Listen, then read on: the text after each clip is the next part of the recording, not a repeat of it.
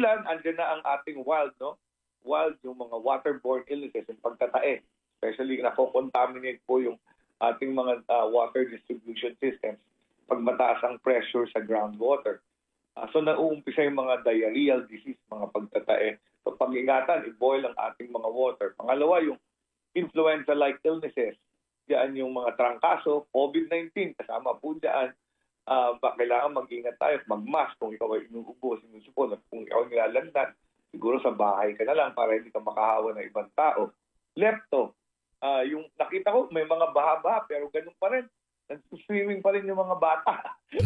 Sa baha. Siguro dapat talaga i-remind ng mga lokal na pamahalaan, mga purok leader, barangay tanod, na bawal yan at maduming tubig ang lahat ng baha at pwede talaga magkasakit ng leptospirosis. Pwedeng mamatay ng leptospirosis. And pangula yung dengue, pinaka-importante, nag-expect ako ng season ng dengue.